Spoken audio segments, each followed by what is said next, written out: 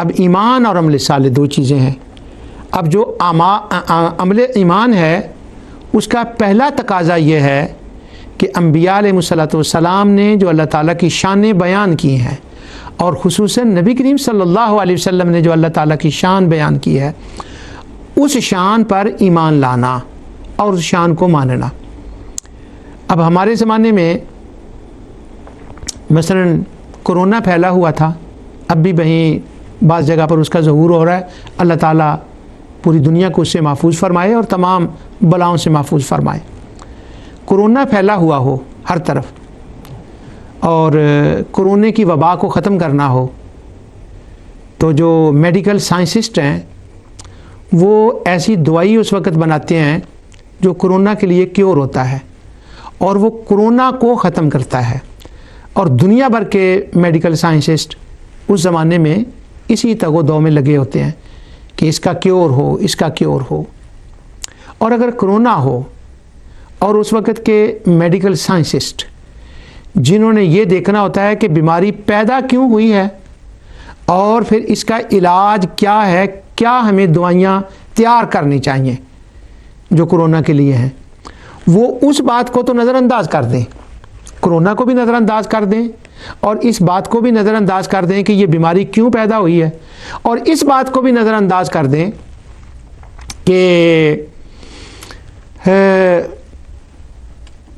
اس کا کیور کیا ہے، اس کو بھی نظر انداز کر دیں. وہ اس وقت ایک یہ ریسرچ شروع کر دیں کہ اچھے کپڑے پہننے سے بندہ اچھا کیسے لگتا ہے. میں نے ہیٹ پہنا ہوا ہے تو وہ ٹوپیوں کے اوپر ریسرچ شروع کر دیں کہ کن چیزوں کی ٹوپی بننی چاہیے، یہ کوٹ کیسے بننے چاہیے، شوزوں کے ڈیزائننگ کیا ہونے چاہیے، اور وہ اس پر کام شروع ہو جائے، اس پر ریسرچ شروع ہو جائے. تو وہ ریسرچ یہ نہیں کہ اس کی کوئی ویلیو نہیں ہے یا اس کی ضرورت نہیں ہے، ہم یہ کہیں گے کہ موقع محل کے مناسب یہ بات نہیں ہے. بیماری تو یہ ہے اور بات کوئی اور کی جا رہی ہے، ریسرچ کچھ اور کی جا رہی ہے. ہاں وہ میڈیکل سائنسسٹ عین وقت کے تقاضے کے مطابق کام کر رہے ہوں گے جو اس کا یہ دو چیزیں دریافت کر رہے ہوں گے، کرونا کیوں اور کس سے ہوتا ہے، بیماری کیوں پیدا ہوتی ہے، اور دوسرا اس کا کیور کیا ہے. یہ بات میں نے اس لیے کی ہے کہ 29 اور 30 پارہ یہ مکے کے ابتدائی زمانے کا نزول قرآن ہے، اور اس زمانے میں ان آیات کے اندر ایک ایک آیت کے اندر ایک ایک انجیکشن ہے. اور اس وقت جو کرونا پھیلا ہوا ہے وہاں پر ان آیات کے اندر یہ بیان کیا گیا کہ یہ کرونا کیوں پھیلا ہے، انکار قیامت کا سبب کیا ہے، کیوں انکار قیامت، کہ قیامت قائم نہیں ہوگی، یہ کیوں کہا گیا. جیسے جو سائنسسٹ ہوتے ہیں، میڈیکل سائنسسٹ، وہ دیکھتے ہیں کہ یہ بیماری کیوں آئی ہے. تو ان 29 اور 30 پورے قرآن میں اسی طرح ہے، لیکن میں نے چونکہ وہ 30ویں پارے کی صورت پڑھی ہے اس لیے میں ان صورتوں کا اشارہ کر رہا ہوں کہ وہاں پر یہ بیماری کیوں پھیلی ہے. پہلے تو اس چیز کا بیان ہوتا ہے اور پھر اس چیز کا بیان ہوتا ہے کہ جب یہ بیماری پھیلی ہے تو بندہ غافل کیسے ہوتا ہے، کن چیزوں سے غافل ہو جاتا ہے، اس کے کیا اسباب ہیں اور کس چیز سے اس نے پرہیز نہیں کیا، اور پھر اس کا کیور ہوتا ہے. تو 29 اور 30 پارے میں جو یہ کفر ہے اللہ تعالیٰ کے ساتھ، کفر کیا ہے، اس کی قدرت کا، اس کے علم کا کفر. کیا کفر تھا کہ اس کی قدرت بھی ناقص ہے اور اس کا علم بھی ناقص ہے، نعوذ باللہ. جب یہ بیماری پھیلی پھر آگے انکار قیامت ہوا. تو اللہ تعالیٰ نے ان صورتوں کے اندر اپنی قدرت، اپنی علم، اپنی شان، اپنی اعلیٰ صفات کا بیان فرمایا. آج میں نے سورہ طارق کا لفظی ترجمہ صرف آپ کو پڑھ کر سنانا ہے اور اتنا ہی ٹائم ہے. یہ سورہ طارق ہے، اس کی 2-3 باتیں میں آپ کو بتاتا ہوں. پہلی تو یہ ہے کہ یہ سورت ابتدائی زمانے کی ہے، اور ویسے ہمارے جو اہل علم ہیں جو بیان کرتے ہیں کہ کوئی سورت کب نازل ہوئی، جو مفسرین ہیں انہوں نے نزول کے اعتبار سے اس کا نمبر 36 لکھا ہے.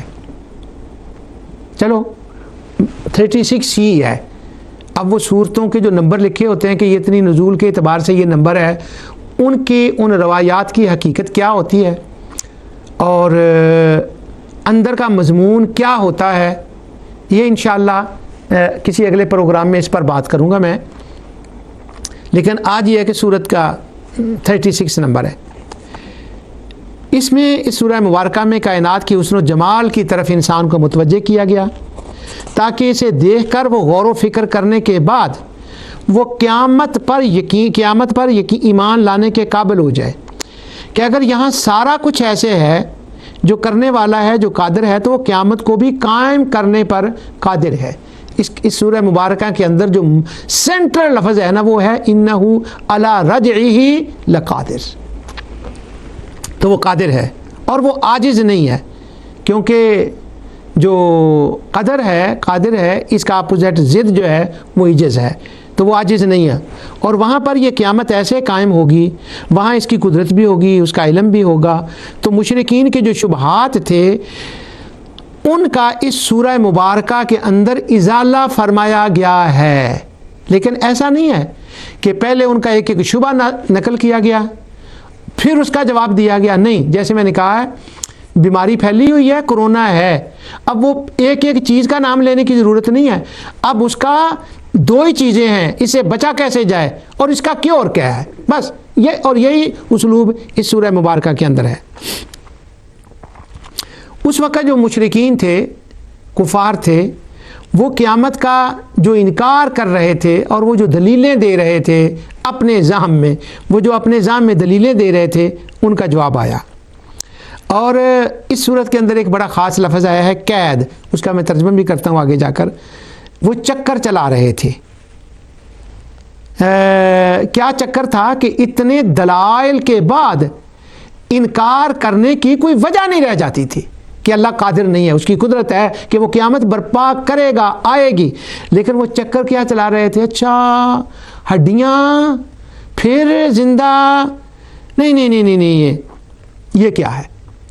اب جو قیامت کا ان صورتوں کے اندر یا دیگر صورتوں کے اندر جو اللہ تعالیٰ نے بیان فرمایا ہے اس میں عموماً 3 قسم کی دلیلیں دی گئی ہیں. کیا بات ہے اس نے قرآن کی. چھوٹی صورت ہے یہ، اور اس چھوٹی سی صورت کے اندر بھی وہی اسلوب بیان فرمایا گیا ہے جو بڑی بڑی صورتوں کے اندر اسلوب بیان فرمایا گیا ہے، جو یاسین میں ہے، صافات میں ہے، سعاد میں ہے، زمر میں ہے، مومن میں ہے، کیا میں نام لوں، یعنی بڑی صورتوں کے اندر بنی اسرائیل میں ہے، طٰہٰ میں ہے، کہف میں ہے. وہ جو اسلوب ہے نا اس کو سمیٹ کے اکٹھا کر کے رکھ دیا گیا ہے. اور کیا مبارک صورت ہے جب قیامت کا ثبوت دیا جاتا ہے کہ ہاں قیامت ہوگی اور اس کی یہ دلیلیں ہیں، تو اس سے پہلے یہ دلیل دی جاتی ہے کہ اللہ تعالیٰ کا رتبہ ہے، اس کی یہ شان ہے. تو پھر وہاں پر یہ مثالیں دی جاتی ہیں.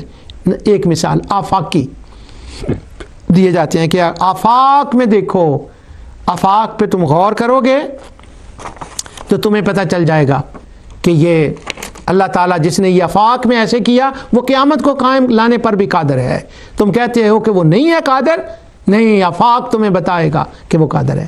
دوسری دلیل دی جاتی ہے زمین کی.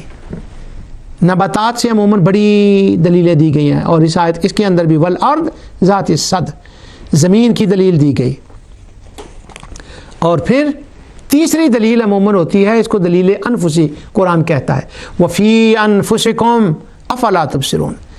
کیا قیامت کی صورت ہے سورہ زاریات، اور جو اس کے اندر دلائل دے گئے ہیں جلالی بھی ہیں اور بڑے زوردار طریقے سے فرمایا گیا. تم کہتے ہو گمان کرتے ہو کہ یہ کیسے ہوگا، کون کرے گا، وہ عاجز ہے، وہ نہیں کر سکتا. فرمایا وفی انفسکم افلا تبصرون. دور نہ جاؤ، ذرا اندر جھانک کے دیکھ لو، اپنے اندر کے سسٹم کو دیکھ لو، تو وہ تمہیں انکار نہیں کرنے دے